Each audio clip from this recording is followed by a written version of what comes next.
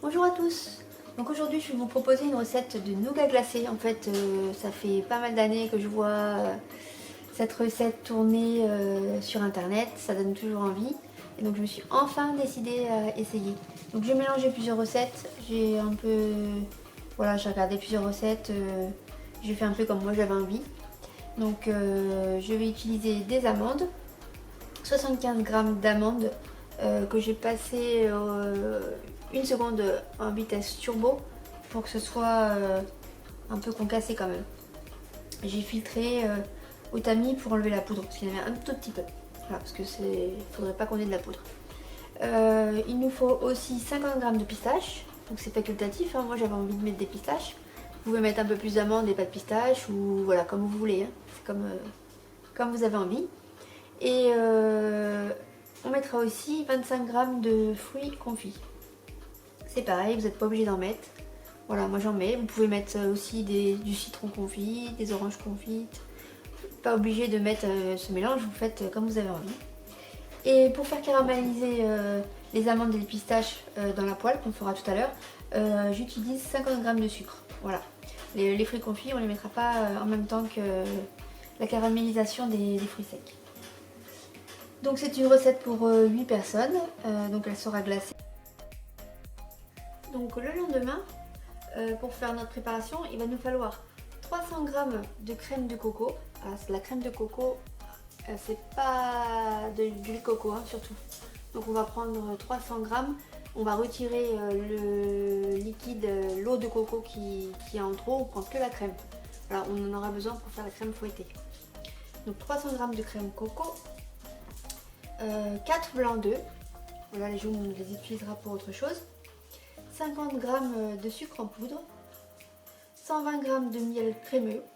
On peut prendre du miel liquide, mais j'ai lu que le miel crémeux c'était mieux. Bon, après je sais pas, vous me direz peut-être en commentaire. Et 20 g de sirop de glucose. Voilà. Je vous montre ce que c'est, je vous montre la boîte. Donc moi j'ai trouvé le sirop de glucose à grands frais. Donc au rayon où il y a la vanille, la poudre d'amande, etc. Si vous ne trouvez pas, vous mettez un petit peu plus de miel, mais ça évite que le miel cristallise. Donc ça. Et j'ai rajouté donc des fruits confits. On va en mettre 25 g comme je le disais tout à l'heure. Et là, on a la préparation d'hier. Les cacahuètes et les pistaches caramélisées. C'était difficile de ne pas les manger. Alors pour faire cette recette, j'ai oublié de vous dire aussi qu'il vous faut un moule, soit un moule à bûche. Voilà, donc moi j'ai le mien, ce moule là, il passe au congélateur, c'est sans problème.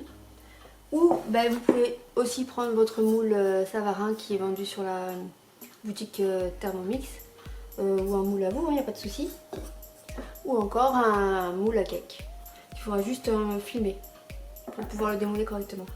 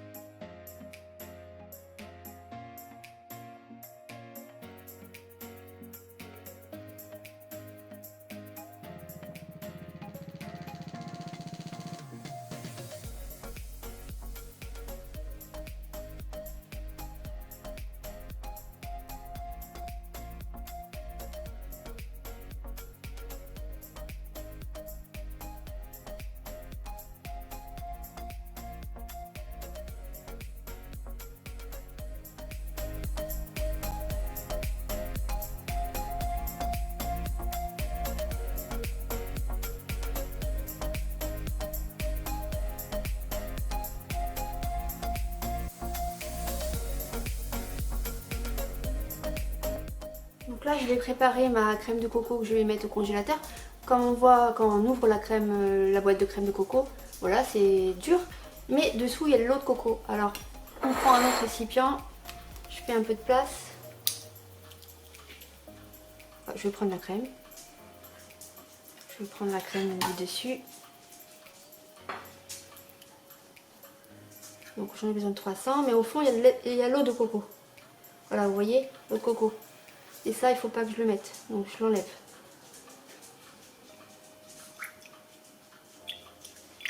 Voilà. Comme ça, je peux récupérer la crème que je vais mettre au congélateur.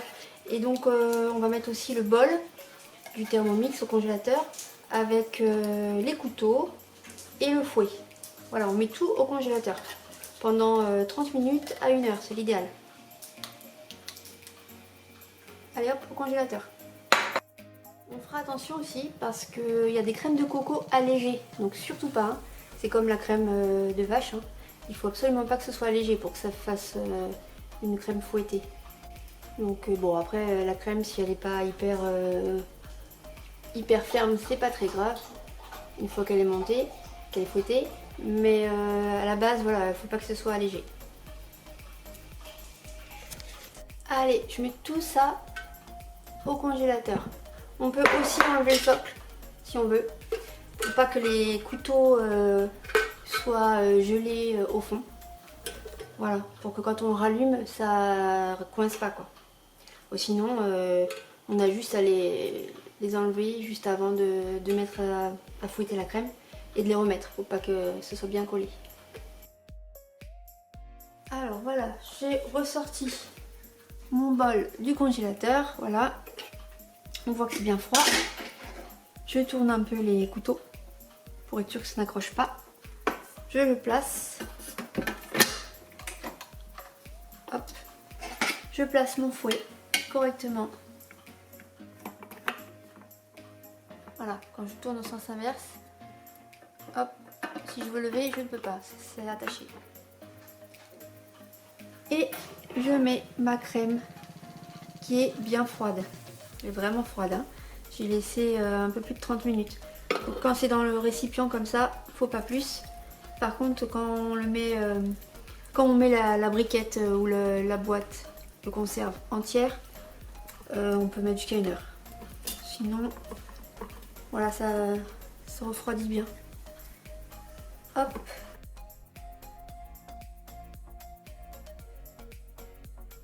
Et je vais pouvoir fouetter 2 minutes à la vitesse 3,5. Donc je mets 2 minutes.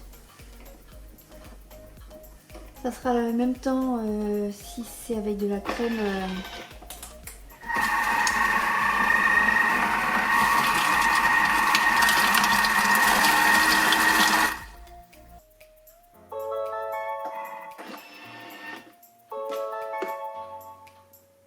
Voilà. Pour la crème fouettée avec la crème de coco, faut pas non plus espérer avoir un truc super ferme. Mais quand je fais des bavarois ou autre chose, il n'y a pas de souci, c'est pas très important. Donc soit on réserve cette crème dans un petit bol et on le met au frais en attendant de faire les blancs en neige. Ou soit comme moi, vous utilisez votre deuxième bol. Donc voilà, moi j'ai le deuxième bol, j'ai de la chance. Et bien propre, bien sec, pas de gras. Donc on vérifie bien sous les couteaux pour faire les blancs en neige. Donc attention, même si j'ai le deuxième bol, il a fallu que je nettoie mon fouet. Et là, j'ai tout intérêt à bien le sécher. Donc voilà, petit recoin par petit recoin. Faut vraiment bien sécher pour les blancs en neige. Alors je replace le bol propre avec le fouet propre. Je mets bien le fouet comme tout à l'heure. Je m'assure qu'il est bien mis, voilà. J'ajoute les 50 g de sucre en poudre.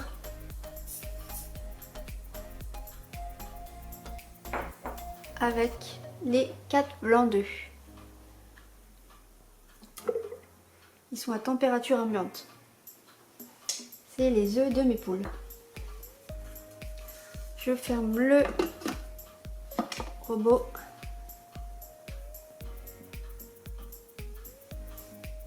Avec le gobelet. Et je programme 4 minutes à 37 degrés. 37 degrés. Et à la vitesse 3,5 et je vais augmenter tout doucement sur la première minute. Surtout que là il y a le sucre. Ça va faire une petite meringue.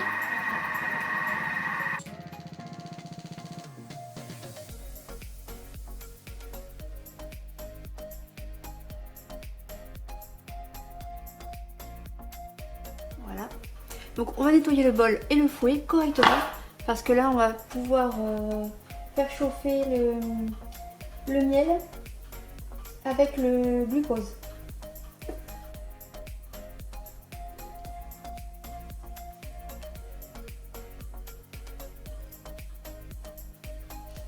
On met dans le bol les 120 g de miel.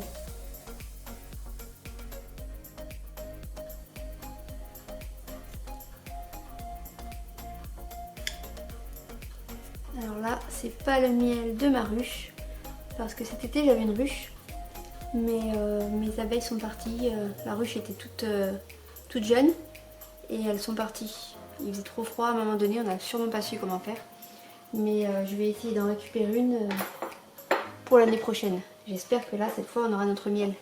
Ça serait chouette. Je pourrais faire du pain d'épices régulièrement.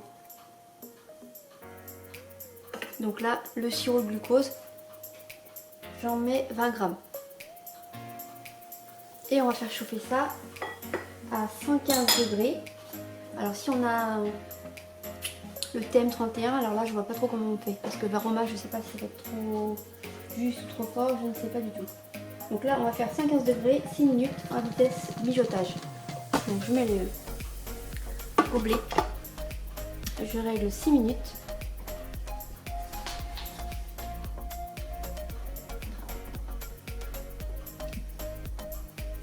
degrés, voilà, et vitesse mijotage, c'est-à-dire la petite cuillère. C'est parti.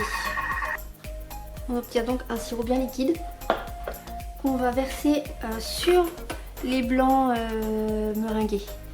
Donc j'avais mis mes blancs dans mon saladier et donc là je vais mettre mon sirop, je vais le verser sur le côté, voilà, et je vais mélanger.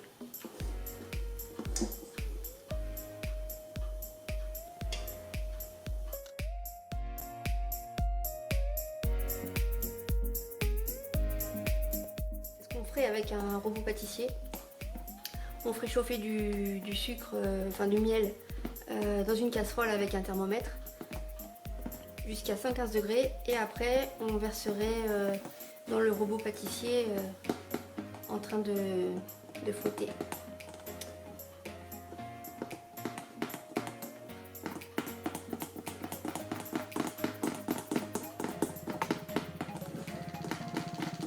Donc là je vais rajouter cette préparation que je vais remettre dans le bol. Voilà, j'ai pas reçu le bol. On remet le fouet. Je remets la préparation dedans. Et on va fouetter un petit peu.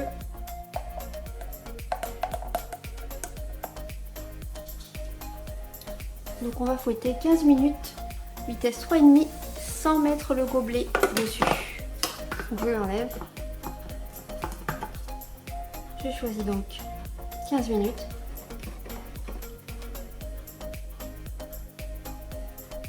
Vitesse 3,5.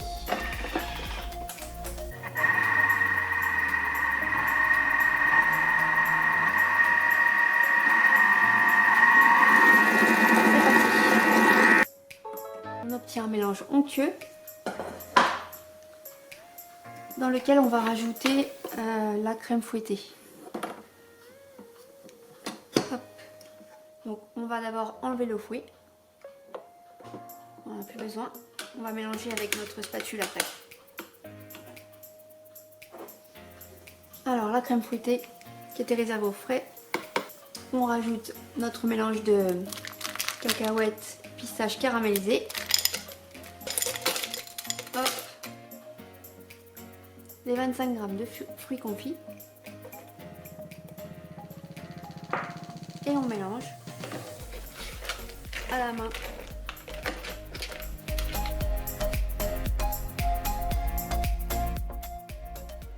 Donc moi j'utilise un moule à bûche, mais vous pouvez utiliser le moule à cake que vous filmez ou bien le moule Varoma.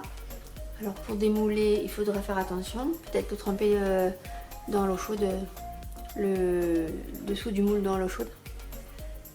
Mais moi avec le moule comme ça, bûche, c'est facile de démouler. Voilà. On verse la préparation. Voilà, je mélange un peu pour pas que tous les fruits secs retombent, soient tout au fond quoi, soit bien répartis. Voilà. Et on va mettre au congélateur 12 heures. Donc je vais filmer avec un film alimentaire. Voilà.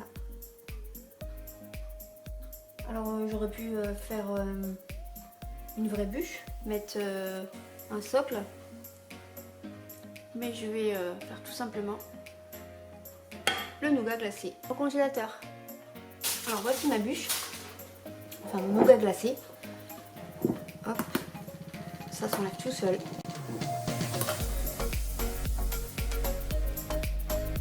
Pour décorer, j'ai fait encore un petit peu d'amandes que j'ai broyées un petit peu plus d'une seconde au turbo et que j'ai caramélisé.